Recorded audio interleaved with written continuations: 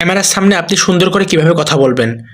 So ক্যামেরার সামনে যারা সুন্দর করে কথা বলতে চাচ্ছেন, প্রথমে যখন আমরা শুরু করি আমাদের কনফিডেন্টটা এত বেশি থাকে না, আমরা নার্ভাস ফিল করি, আমরা লজ্জায় ফিল করি। সো ক্যামেরার সামনে আমরা যখন কথা বলা শুরু করি আমাদের এই সমস্যাগুলো হয়ে থাকে। প্রথম দিকে অনেক বেশি সমস্যা হয়ে থাকে, বাট সময়ের সাথে সাথে যখন আপনি কথা বলা শুরু করেন, আপনি প্র্যাকটিস করতে থাকেন, অনেকটা সময় দিতে থাকেন এটার উপরে, আপনার কথা বলাটা এটা সুন্দর হয়ে যাবে।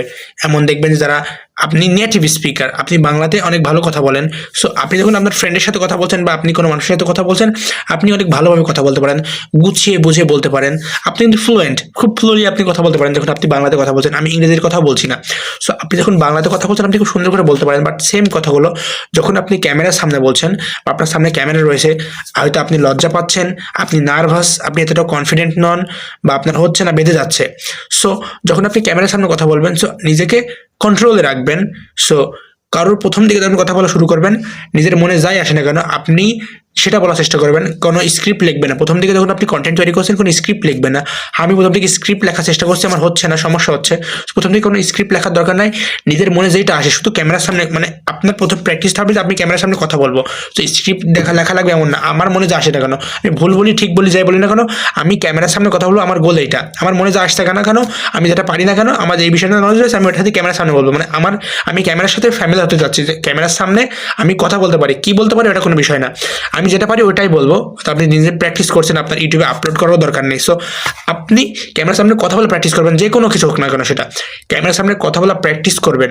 এটা আর চেষ্টা করবেন যে কোনো স্ক্রিপ্ট কপি না করার, কারোর কথা বলার স্টাইল কপি না করার, নিজের নিজের ভাষাতে, নিজের টোনে, নিজের সাউন্ডে কথা বলার চেষ্টা করবেন, নিজের মতো করে। আপনি নিজে বিষয়টা বুঝবেন, তারপর আপনার অডিয়েন্সের সামনে ওটা তুলে ধরবেন। কারোর কথা বলার স্টাইল, কারো কোনো স্ক্রিপ্ট বা কে কীভাবে কথা বলে ওটা কপি করার দরকার নেই। আপনি শুরু করবেন আপনার নিজের সাউন্ডে, নিজের টোনে আপনি কথা বলা শুরু করবেন, সেটা যেমনই হোক না কেন। প্রথম দিকে অনেক কঠিনই হবে, মানে আমারও এমন হচ্ছে যে যখন আমি প্রথম আমার ইউটিউবে যে শর্টসটা তৈরি করি, প্রথম 2-3টা শর্টস, ওটাতে 7 থেকে 10 সেকেন্ডের একটি শর্টস তৈরি করার সময় আমার 10 থেকে 12 বার বেঁধে যাচ্ছে, মানে আমি 10 থেকে 12 বার ট্রাই করা লাগছে, মানে চেষ্টা করছি, বেঁধে যাচ্ছে, প্রথম দিকে বেঁধে যাচ্ছে।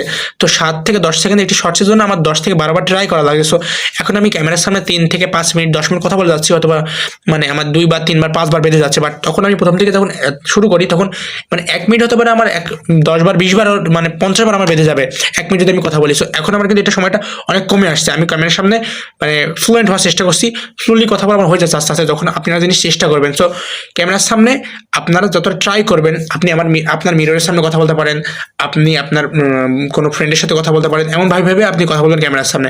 খুব বেশি কমপ্লিকেট করার দরকার নেই, যার মনে করেন আপনি আপনার ফ্রেন্ডের সাথে কথা বলছেন, কোনো ভয় পাওয়ার দরকার নেই, কনফিডেন্ট থাকবেন।